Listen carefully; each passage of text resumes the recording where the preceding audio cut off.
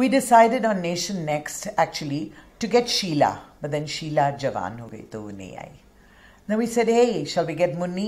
We said, no, Munni badnaam ho gayi, so she's not coming on this show either. And what about Anarkali? She's gone off to the disco. And what about Chammak Challo, Chikni Chameli, Jalebi Bai? Sab log chale gaye. You have only me with you. Fakta me. Arkevni. That's in Bengali.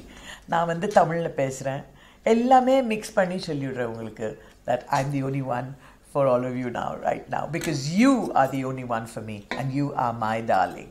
So let's go. Darling आँखों से आँखें चार करने दो रुको ना मुझको प्यार करने दो बेकैफ है बहारा बेचैन जाने यारा बुलबुलों को अभी इंतजार करने दो डार्लिंग आँखों से आँखें चार करने दो darling. Subscribe to Nation Next YouTube channel and press the bell icon to get regular updates from Nation Next. Hi everybody, namaskar, namaskaram, sat sri akal, salam alaikum. I'm Usha Uthup and I'm your Didi. Hey Gen Next.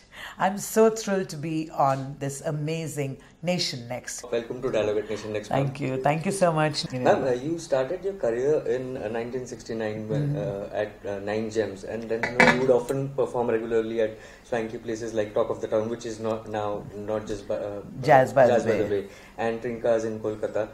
You were mostly into pop and Western music back then. How did Bollywood happen to you? I started my singing career not as a singing career at all. It was quite by chance. And of course, I keep saying thank you to the gods who rule us. That thank you for the mistake or for the chance that happened. Yeah, it was really amazing. Actually, in school, I was, never thought to be a good singer or anything like that. But everybody knew I was the life of a party, or sitting in a gathering. I would always sing and I would always clown and do all sorts of things.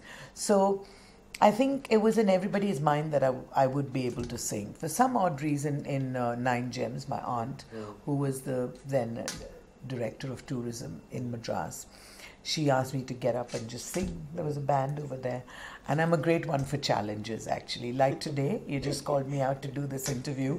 And it was a challenge because I don't even know whether I'm looking good, but who cares? Yeah, as long as I sound good, that's important.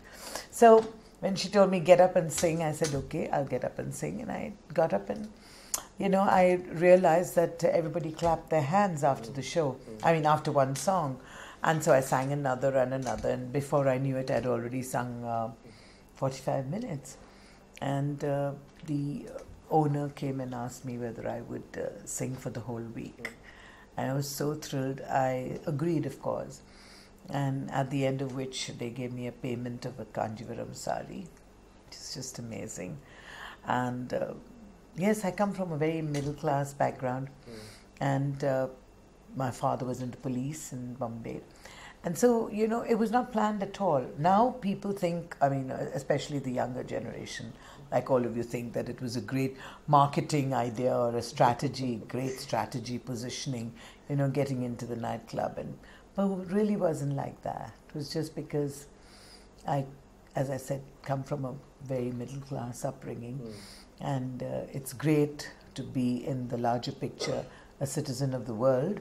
But it's wonderful to say, hey, thank God I'm Indian and thank God for the sari. I think one of the things that really has made me stay on is my Indianness, I think. It's going to be, next year it'll be 50 years. Wow. 50 years of singing. Long years. Yeah, actually it's just been a wonderful journey. And I don't make sensational copy. So I can't give you a great hard luck story. Oh, I suffered so much and I had so much struggle, like most people say. Actually, my life's been good, touch wood. God has been kind to me.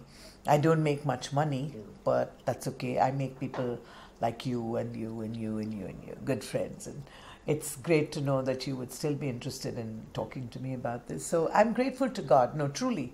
It's not just a piece of dialogue. It's the truth. I'm very, very grateful to God for what He's given me. I'm not saying that all people who come from middle class families grew up the way I did or whatever. But I come from a huge cosmopolitan like Bombay. I mean, a South Indian born and brought up in Bombay, married into Kerala, now living in Kolkata. What really I think is important is the amazing values that you grow up with when you come from a middle class family, because we grew up without much. We had very few things in life, but whatever we had, we were happy with.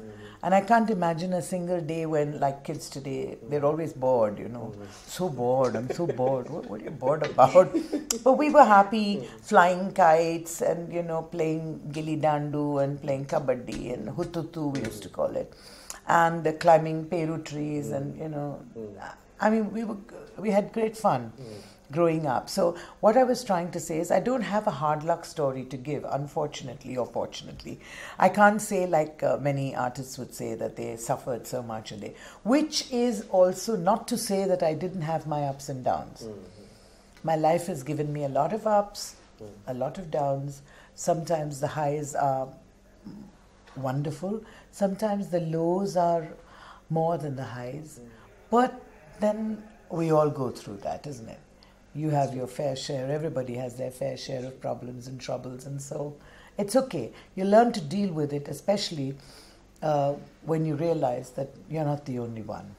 There are lots of people who are going through worse things. So I'm grateful to God for whatever He has given me, really. 5 decades of singing career, and you have fans across the globe. You have had fans in the former Prime Minister Indira Gandhi, the former President APJ Abdul Kalam, and the top influential people in the country. Yeah. At 70, what motivates you to go on the stage and rock it completely? You, all of you, really. Actually, I'm a complete people's person. I need one person at least in my audience. I'm not one of the artists who can say, "मैं अपने लिए गाती हूँ, मुझे ऐसे सुकून मिलता," all that rubbish. Okay, I must have somebody, because as far as I'm concerned, music is not my business. Communication is, and so I have to communicate all the time. So it's very, very important for me to be able to communicate with somebody. I'm a people's person. I'm comfortable in my skin. I'm comfortable in the space I am in, and for me, it's very important that you love me. For me, it's very, very important. Me too. Yeah, and it's very, very important for me to really to be able to love and to get love. To be loved is very, very important for me. And since the only way I know best is through music, that's what I do. And I've also said always, I've said it in the beginning of my career, I'm saying it now, there is no greater nasha. There is no alcohol, there is no whatever you guys do, smoking or pulling weed or whatever it is called, I don't know. I think the biggest nasha in the world is music. Is the tali. There's the applause that you get after a song. It's just fantastic. And I wouldn't change that for anything in the world. I mean, most people think because my voice is so bhari and, like this, that I must be smoking and I must be drinking, and then I was in the nightclub. I am still in a nightclub. So they think all these things go together all the time. But it's not true. I mean, it's not so. You could be a perfectly pure person like they think, most people are, and still be doing all these things. But my advice to kids, of course, today, and singers and artists is definitely to stay away from these things. Even if you had a little bit of reason to want to get into this, I would say stay away from it, because it's not worth it.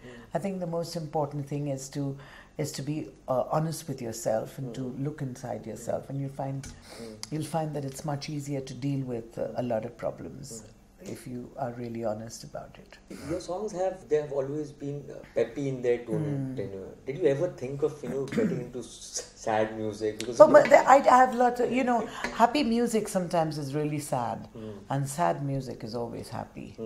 because you know, if supposing I sang a song like Hame Tumse Pyar Kitna, I mean, I really feel sad, you know, or if I sang Ajeeb Dastan, I really feel sad within me that, you know, the lines, the lyrics of that, I live every lyric that I sing. I don't just sing just like that. And for me, every day is a new meaning.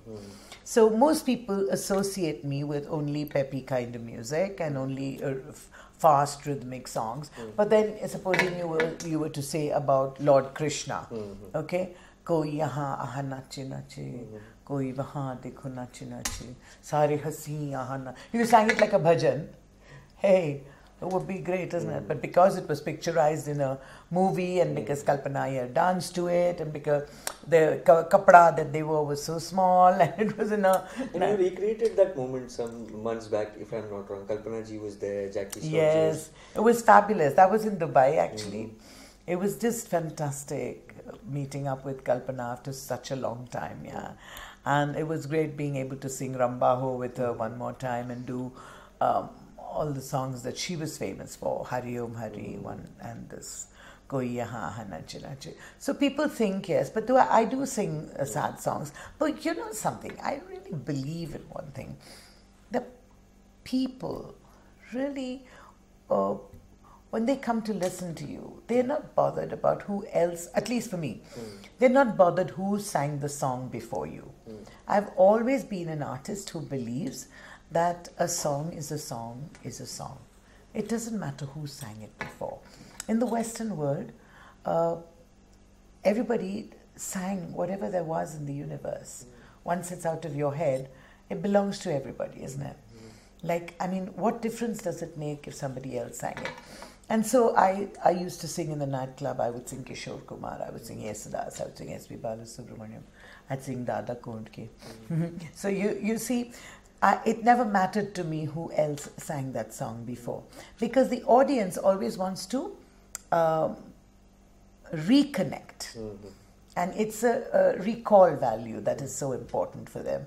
They would have some memory of listening to a particular song at some point of time, and then they listen to me sing it. All those memories keep coming back, and those memories could be happy or they could be sad. And you know, there's really nothing quite like a happy song or a sad song. I think it's your capacity to make people... I think most people go to shows to get recall value mainly, and to feel happy. They connect with the songs. And I think they like to feel... Most people want to be happy. And most people want to feel happy when they go for a concert, not listen to your troubles and to your woes. But of course, there are songs like what I sing, like Windmills of Your Mind, which is very, very serious. And, well, as far as the Hindi songs would go, I think people always gave me these kind of songs in the film industry because they thought, सब अच्छे लड़कियों के लिए they would use the pure voice of Lata Mangeshkar and Asha Bhosle, and all the बुरी लड़कियां got my voice because I was and they used to call it the bad girl voice. Bad girl voice, yeah.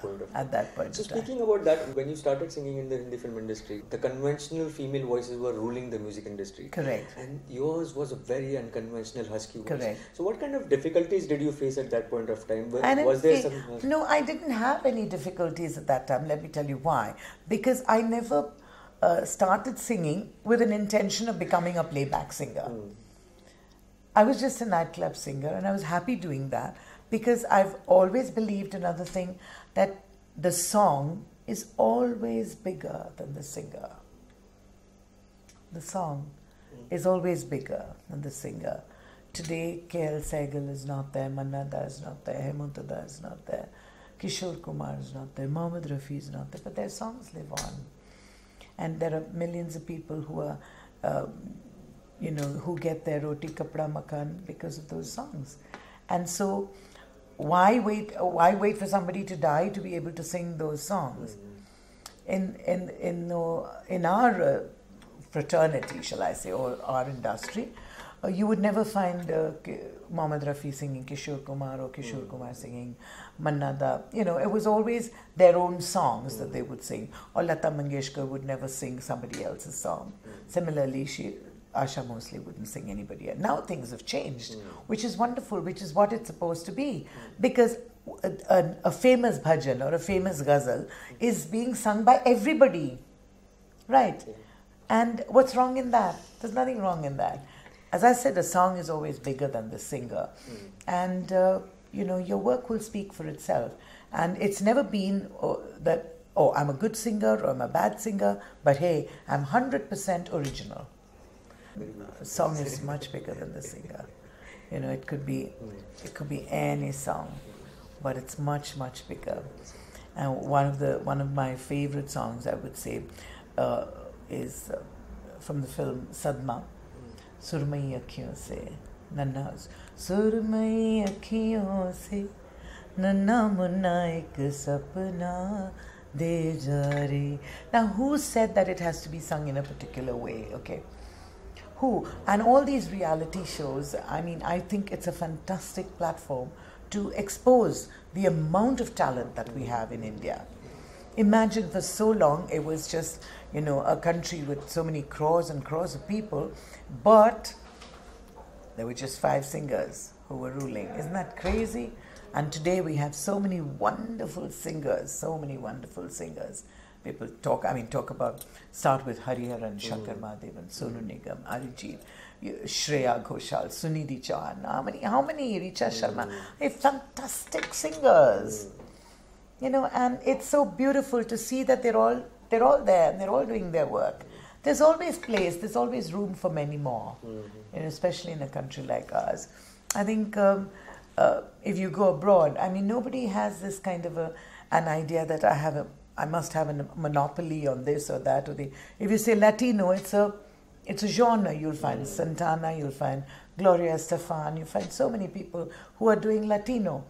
So what's this big thing? We have preconceived ideas, unfortunately, in the Indian film industry. So to answer your question, that, was it difficult for me because of my voice? I didn't start off singing wanting to become a playback singer. I was lucky. The people actually came to listen to this sari-clad lady in a nightclub. People like R.D. Burman, Devanand Saab, they all came to listen to me. And they heard me, and then they offered me to sing in their movie or to sing in the Hare Rama Hare Krishna project. And that's how it all started. It wasn't that I wanted to become a playback singer. I'm grateful to God and to all the music directors, I would say, through your platform. I hope I get more film songs to sing, because मुझे अगर मैं नहीं कह रही हूँ कि रोज़ मुझे 6 गाने दीजिए, 1 गाने दीजिए. No, you give me 1 song and it will give me about 375 shows, and I'm happy about that. I'm still, doing songs like Shan and Rambha. These are my biggest songs. And Dekhte Dekhte, it's more than 35-40 years. Can you imagine? 1969 was when I started with Hare Rama Hare Krishna or Bombay to Goa was 1970. Crazy. It's so many years already. So I think that which will bring us to another answer to, I'm preempting your question, is that, for a song to become a classic, you have to give it some time. When R.D. Burman was alive, he had many critics. Everybody didn't like his songs, or everybody thought he was too westernized, or he used too many western. They thought they were gimmicks. But today, he is the most mixed and remixed and re-remixed man in the world. And it's fantastic music. Really brilliant. And people of all generations love him, yeah. But then you have to give it time. There must be some time that it will. Many people criticize Rambha and said, "Ye kya hai? Kutte ke jaise Rambha ho." But it's okay. It's okay. I don't care. Make people feel happy with it, and people are happy listening to it. And so what? What about the song Naka Bandi? Of course, that was for a heroine. She was number 1, Sri Devi. Then I sang for Rekha in the film Locket. So I graduated to singing for the good girls in the movies as well. And then I graduated to singing for Mithun Chakravarti also. I'm probably the only artist who sang for a man as well. So it has its good things and bad things about having a low voice. So I'm not frustrated or angry or sad that I didn't get more chances in the films, because I'm happy doing shows like this. Today, I'm so happy that I can go from north to south of India, east to west. You know so many languages as well. Because of the languages. Because of my languages, I'm able to go to, people in Bihar would call me, people would call me in Tamil Nadu. I read somewhere that you sung your first Punjabi song way before you spoke any words of, Bengali. Absolutely. Oh, yes. Of course, it was Asa Singh Mastana who gave me his song Kali Teri Gut and then Longa Vacha. And I must say that most often I get by because, this is a trick. I get by because of my expression. Okay, so people ask me, Tumi Bangla jano? And if I say, hai, the way I say hai, they think I'm Bengali. Okay. Or if anybody asks me in Malayalam arayao, and then I say, oh, pinne, they think I'm Malayali. So the expression, the nuance of the person, of the region that you come from. Marathi maiti hai ka? Munkai. When I say Munkai, the way I say it, people think, okay, but of course I'm born in Maharashtra, so I would definitely say I'm Mumbaikar, and absolutely Mumbaikar. My father being in police in Bombay, my whole feeling towards Bombay and Maharashtra is totally different. It's really fantastic to come back to soil, yeah. The silk sari, fresh flowers in hair, the beaming smile, the bindi, that has been your signature throughout your career. Yes. However, in 2016, in Rock On 2, in the song Chalo Chalo, we saw you, your fans got to see you in a completely different avatar. Yeah. So what made, what convinced you to do that? No, actually, when I come in, when I get an opportunity to act in a film, then I'm really thrilled, but I don't want to be Usha Uthup. I want to be something else. Like, I don't think, please give me a chance in a Marathi film. I could be an Anglo-Indian, or I could be a teacher or something like that, like an Anglo-Indian teacher, or, somebody's, you saw Sat Khoon Maaf. Yeah, I was not Usha Uthup in that either. I was different, totally different. I also did a Malayalam movie with Mammootty, where I played his mother. And that was totally different. So I don't want to be Usha Uthup. So it wasn't I didn't change my hairstyle or something especially for I didn't want to be Usha Uthup in Rock On 2, and Farhan Akhtar didn't want me to be Usha either. So I was very thrilled, and I was and my name was actually Sarah in that movie, and Sarah or Sharon, I think, and so they dressed me up differently. And it was just completely unrecognizable. Totally different. Totally unrecognizable. Then you must see this Malayalam movie called Pothan Vava. Try to see that. You'll find how different. Bombay to Go, I think, is one of the first ones that and also Hari Om Tat Sat from the film Bombay Talkie, where I appeared as Usha Uthup. Okay. You must show that with Amitabh Bachchan and Aruna Irani. Yeah. Bombay to Goa. Yeah. That was amazing. There's a fight happening between both of them. Giving the money and making me sing. But most of the other films that I've done are all where I'm not Usha Uthup. Yeah. Thank you so much, ma'am. Thank you so much for speaking to us at Dialogue at Nation. Thank you so much for having me on your show, because for me to be able to connect with I'm sure you have a huge viewership. I'm really, really happy about it. Subscribe to Nation Next YouTube channel and press the bell icon to get regular updates from Nation Next. Also like Nation Next Facebook page and follow us on Instagram and Twitter.